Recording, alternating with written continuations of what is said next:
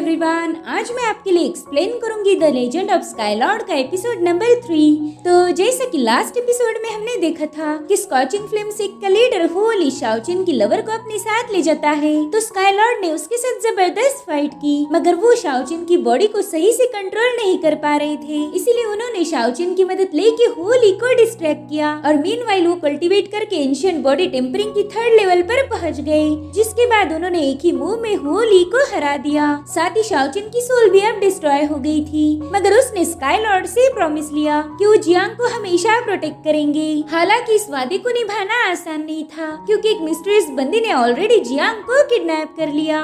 अब आगे तो हम देखते कि स्काईलॉर्ड उसी मिस्टीरियस बंदी को चेस कर रहे थे। इनका चेस काफी लंबे समय तक चलता रहा। तभी स्काईलॉर्ड एक जगह पर रुक जाते हैं। वो देखते कि जियांग लैंटर्न लेकर खड़ी है और वो मिस्टीरियस औरत कुछ पढ़ रही थी। वेल, इसका नाम है चिंगराओ और ये सोल कैप्टिवेटिंग वैली की चीफ है। अब जैसे वो स्काईलॉर्ड को देखती है, उसने तुरंत ही उन पर नीडल से हमला कर दिया। हालांकि स्काईलॉर्ड उसके अटैक से खुद को बचा चुके थे और अब चिंगराओ दोबारा से दांत निकालते हुए भागना शुरू कर देती है, मानो स्काईलॉर्ड का मजाक उड़ा रही थी। साथ ही वो जियांग को किसी अजीब सी स्ट्रिंग से पुल भी करती है। इसी वजह से जियांग पूरी तरह से उसके कंट्रोल में थी। अब स्काईलॉर्ड भी उन्हें दोबारा से फॉलो करने लगते हैं, मगर तभी उनके आसपास एक अजीब सी मिस्ट फैल गई। स्काईलॉर्ड कंफ्यूज थी कि आखिर ये मिस्ट है क्या। अब इसके बारे में हमें आगे पता चलेगा। अब स्काईलॉर्ड भागते हुए अचानक से जंगल से सीधा एक रूम में पहुंच गए, जहाँ पर जियांग लैंटर्न लेकर खड़ी थी और वो स्काईलॉर्ड को शाओचिन के पुकारने लगती है। मगर उसकी बात करने का तरीका काफी ज्यादा अलग था, क्योंकि चिंगराओ ने पूरी तरीके से उसकी सोल को अपने कंट्रोल में लिया था। अब स्काईलॉर्ड उसकी तरफ आगे बढ़ ही रहे थे कि तभी वहाँ का नजारा बदल गया। अब वो किसी अलग ही जगह पर पहुँच गए थे, जो देखकर स्काईलॉर्ड काफी ज्यादा कंफ्यूज हो जाते हैं। दरअसल जियांग के सिक का रेस्ट्रिक्टेड एरिया था और यहाँ पर किसी को आना अलाउड नहीं है। और अब पानी में से ढेर सारी बेलें बाहर आ रही थी, जिन्हें स्काईलॉर्ड को जकड़ने का काम दिया हुआ था। इधर चिंगराओ जियांग को बताती है कि ये तुम्हारी सोरिंग क्लाउड सिक का सबसे पॉइजनस तालाब है।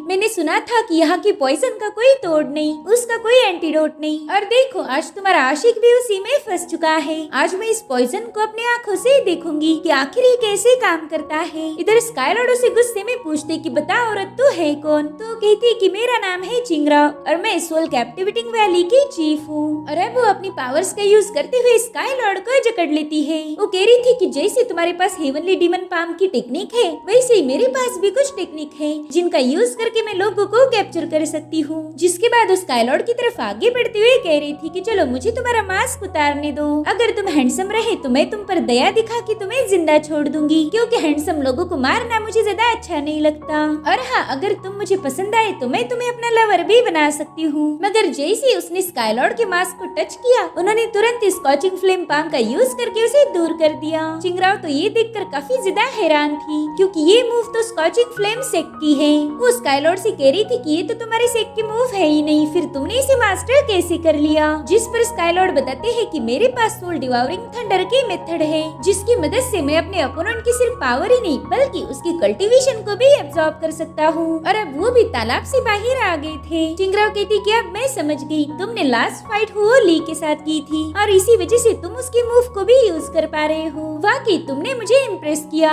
फिर गलती मेरी है कि मैंने तुम्हें अंडर एस्टिमेट किया। जिसके बाद वो जियांग को अपने साथ लेकर भागने लगती है। अब स्काईलॉर्ड भी उनका पीछा कर रहे थे कि तभी उन पर एक लड़की ने अटैक कर दिया, जिससे वो बाल बाल बच गए थे। अब उन पर कई सारी लड़कियां स्नेक अटैक करना शुरू कर देती है, जिन्हें वो बड़ी ही तेजी से डॉज करने लगते हैं। वो कह रहे थे कि तुम सोल कैप्टिवेटिंग वैली के लोगों को बस इतना ही आता है कि दूसरों को उल्लू कैसे बनाया जाए। तुम लोग आमने सामने मुकाबला नहीं कर सकते, क्योंकि तुम में उतना दम नहीं। जिसके बाद वो तेजी से भागना शुरू कर देते हैं। सोल कैप्टिवेटिंग वैली की डिसाइपल लगातार उन पर हमला कर रही थी, मगर तभी एक डिसाइपल एकदम सामने से उन पर हमला करने चली आई। स्काईलॉर्ड उससे घायल होने ही वाले थे, मगर तभी युनफी बीच में आ जाता है। वो सोर्ड सीधा उसके आर पार घुस गई थी। गाइस, युनफी स्काईलॉर्ड का छोटा भाई है, लेकिन मैंने पहले वीडियो में उसे गलती से दोस्त बोल दिया था, उसके लिए माफी चाहती हूँ। स्काईलॉर्ड देखते कि युनफी का खून पूरा उसके चेहरे पर लगा हुआ था, साथ ही युनफी भी बुरी तरह से घायल है। अब वो बंदी दोबारा से युनफी पर हमला करने वाली थी, लेकिन स्काईलॉर्ड तुरंत ही जाकर उसे दूर दूर पुश कर देते हैं। अब वो युनफी से गुस्से में पूछते कि तुम यहाँ पर क्या कर रहे हो, तुम तो मुझे मारना चाहते थे। तो युनफी अपने अंदर घुसी हुई तलवार को बाहर निकालते हुए कह रहा था कि शाओचिन मुझे माफ कर दो, मैं यहाँ पर बस तुम्हारे लिए आया हूँ, अगर तुम मुझे पनिश करना चाहते हो तो कर सकते हो, मैंने तुम्हारे साथ जो भी किया वो गलत था, लेकिन मेरे पास दूसरा कोई रास्ता नहीं था, तुम खुद को तबाह करने जा रहे थे, तो बताओ मैं ऐसा कैसे होने दे सकता हूँ। ये सुनकर शाओचिन भी थोड़ा सा कंफ्यूज हो गई। तो युनफी उन्हें समझाता है कि तुम्हारे पास उतनी पावर नहीं थी कि तुम उस ट्रिबुलेशन को फेस कर पाओ, तुम अपने उस पावर के साथ हेवनली रेल्म से कभी ऊपर ब्रेक थ्रू नहीं कर सकते थे, अगर ऐसा होता तो तुम्हारा एग्जिस्टेंस ही मिट जाता,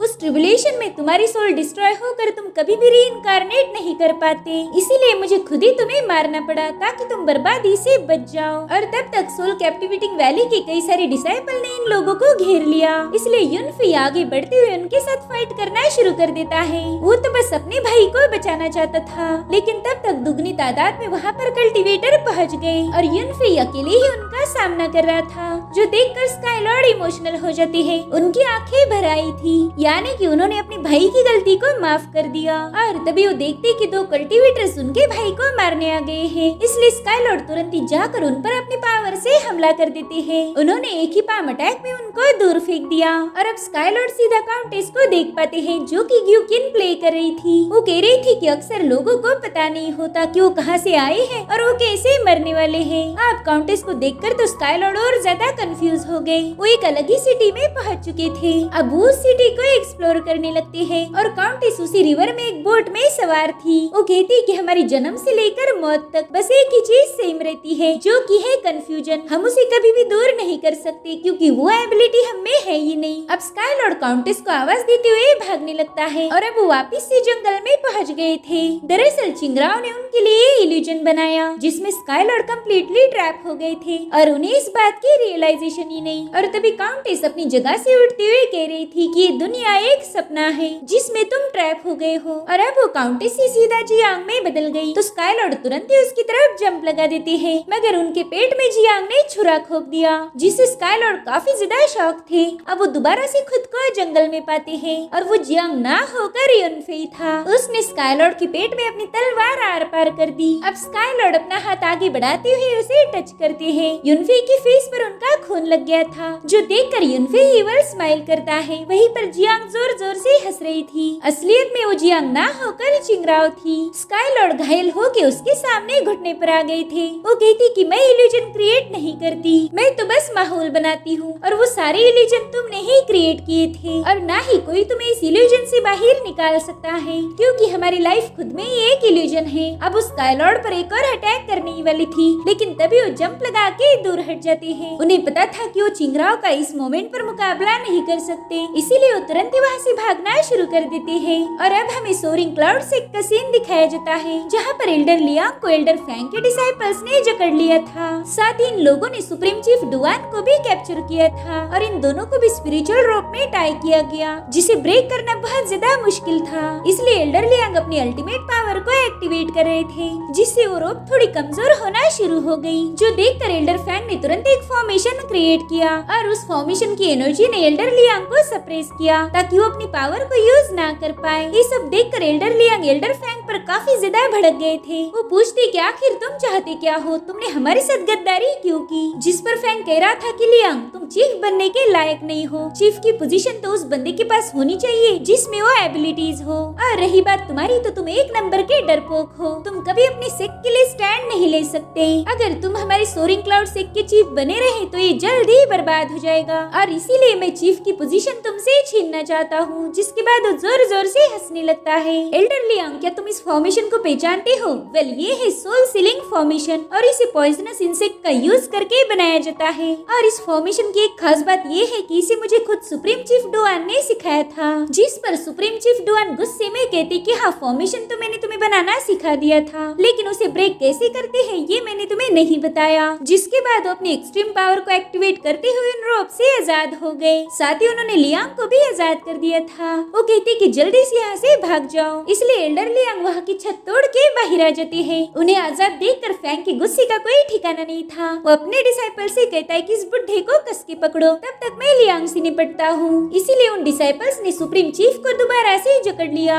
इधर फैंग एल्डर लियांग के पास पहुंच गया था। उनका रास्ता रोकते हुए कहता है कि सीनियर, जब से आप चीफ बने हो तब से हम दोनों में कोई फाइट नहीं हुई। पहला तो हम दोनों में फ्रेंडली फाइट हुआ करती थी, लेकिन अब आपकी चीफ की पोजीशन बीच में आ जाती है। जिस पर एल्डर लियांग कह रही थी कि अभी भी कुछ बिगड़ा नहीं, अगर तुम अपनी गलती को मान के ये सब रोक दो तो मैं तुम्हें माफ कर दूंगा। मैं बिल्कुल भी तुम्हारी जान नहीं लेना चाहता, लेकिन उसके लिए तुम्हें अब ये सेक्ट छोड़ के जाना पड़ेगा। और हाँ, कभी यहाँ पर दोबारा वापिस मत आना, वरना मैं अपना वादा भूल जाऊंगा। जिस पर फैंग इवल स्माइल करते हुए कह रहा था कि मैं तुम्हारे जैसा रहमदिल बिल्कुल नहीं हूँ। मैं तो तुम्हें सैक्रिफाइस करके चीफ के सिंहासन पर बैठूंगा और इसके बाद सोरिंग क्लाउड सेक्ट के सभी डिसाइपल मेरी रिस्पेक्ट करेंगे। दरअसल यहाँ पर फैंग की आंखों पर पावर के नशे की पट्टी बन गई थी, इसीलिए उसे सही और गलत में फर्क नजर नहीं आ रहा था। जिसके बाद वो हार्ड बर्निंग पाम का यूज करते हुए एल्डर लियांग पर अटैक करने चला जाता है। तब तक एल्डर लियांग ने भी फ्रीजिंग किल पाम को एक्टिवेट कर दिया। वो अपने आइस पावर की मदद से एल्डर फैंग की फायर पावर को रोक रहे थे, मगर एल्डर फैंग उन पर भारी पड़ते हुए उनके फ्रीजिंग किल पाम को डिस्ट्रॉय कर देता है। एल्डर लियांग कह रहे थे कि मैंने तुम्हें ये मूव सिखानी ही नहीं चाहिए थी, अब तुम मेरी ही मूव का मेरे खिलाफ यूज कर रहे हो। जिस पर एल्डर फैंग कहता है कि सुप्रीम चीफ ने भी तुम्हें चीफ बनाना नहीं चाहिए था, तुम एक रहमदिल इंसान हो और एक चीफ कभी रहमदिल नहीं हो सकता।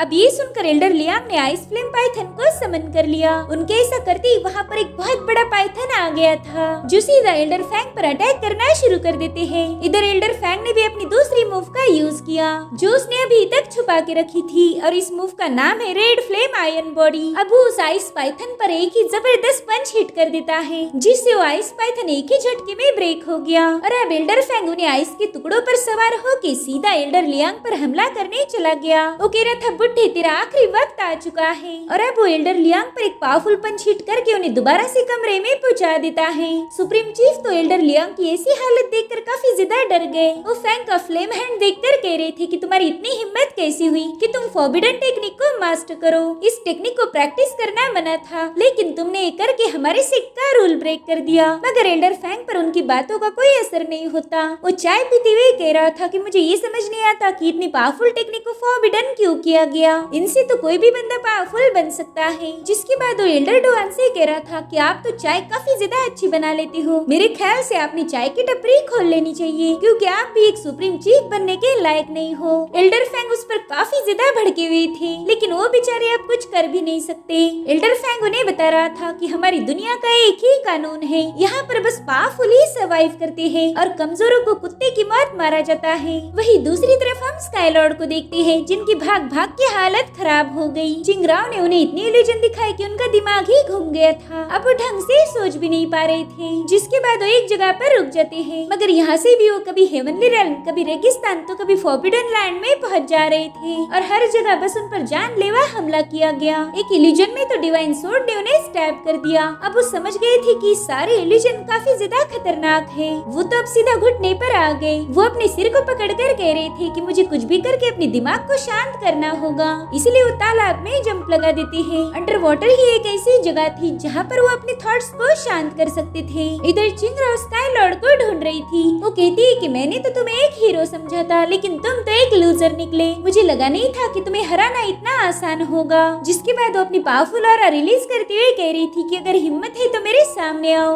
अब उसकी वही ऑरा पानी में भी पहुंच गई। वेल, उसकी मिस्ट में ऐसी पावर थी जो सामने वाले को एक इल्यूजन में ट्रैप होने पर मजबूर कर देती है। इधर शाओचेन देखते ही कि अंडर वाटर भी कुछ लड़कियां आ गई हैं। उन्होंने चारों ओर से शाओचेन को जकड़ लिया था, साथ ही वो बड़ी ही मधोश आवाज में उन्हें पुकार रही थी ताकि शाओचेन का माइंड भटक जाए। शाओचेन खुद को ही बता रहे थे कि ना ही इन्हें देखो, ना ही इन्हें सुनो, ना ही इन्हें स्मेल करो। तुम्हें इन्हें गलती से भी ना टच करना है और ना ही इनसे डिस्ट्रैक्ट होना है। अब शाओचेन उन लड़कियों को नजरअंदाज करते हुए सीधा अपने माइंड स्पेस में पहुंच गए। उन्हें कुछ भी करके अपने माइंड को स्टेबल करना था, इसलिए वो बार बार खुद को समझाते कि ये सारे इल्यूजन हैं, इसमें कोई सच्चाई नहीं, और इन सारे इल्यूजन को मेरे ही सेंसेस ने क्रिएट किया। अगर मैं मेरे सेंसेस पर दोबारा से कंट्रोल ले लूं तो मैं इन्हें आराम से डिस्ट्रॉय कर पाऊंगा। इधर चिंगराव अभी भी स्काई लॉर्ड को ढूंढ रही थी। वो कहती देखते ही कि वो बंदा बुरी तरह से घायल था, इसलिए ज्यादा दूर नहीं जा सकता। मेरे ख्याल से वो यही कहीं छुपा होगा। जिसके बाद वो अपने विप अटैक करते हुए कह रही थी कि डरपोक कहीं के सामने आ जा।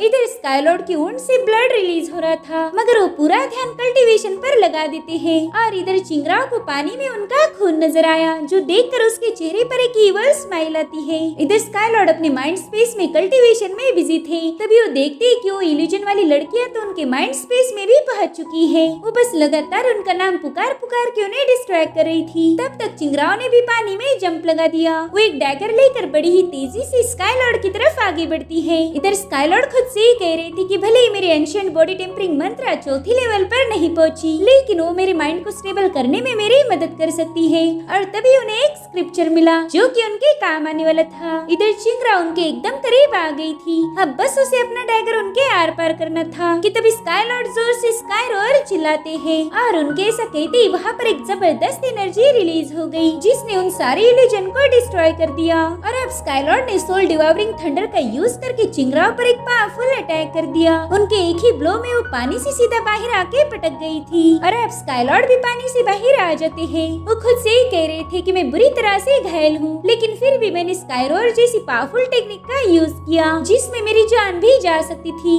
लेकिन शाओचिन की बॉडी काफी ज्यादा टफ निकली, उसने मुझे बचा लिया। और अब वो चिंगराव से कहते कि इल्यूजन बस हमारे डिजायर से क्रिएट होते हैं और इन इल्यूजन को ब्रेक करने का बस एक ही रास्ता है कि दोबारा से खुद पर कंट्रोल हासिल करो। इधर चिंगराव को स्काईलॉर्ड से डर लग रहा था। उनके एक ही पंच में वो समझ गई कि वो इस बंदे को हरा नहीं सकती। जिसके बाद वो जियांग को देखती है। स्काईलॉर्ड ने भी जियांग को देख लिया था। चिंगराव कहती कि आज मैंने तुम्हें जिंदा छोड़ दिया, तुमसे तो किसी और दिन निपट लूंगी। इतना कहकर वो वहाँ से गायब हो गई। इधर स्काईलॉर्ड अब जियांग की तरफ भाग रहे थे, लेकिन वो भी एक स्मोक में बदलकर वहाँ से गायब हो गई। अब वहाँ पर तो बस उसका लैंटर्न पड़ा हुआ था, जो देखकर स्काईलॉर्ड मायूस हो जाते हैं। वो अपना वादा निभाने में फेल हो गए थे। और इसी के साथ एपिसोड यहीं पर एंड हो जाता है। Thank you so much for watching. Bye bye, take care.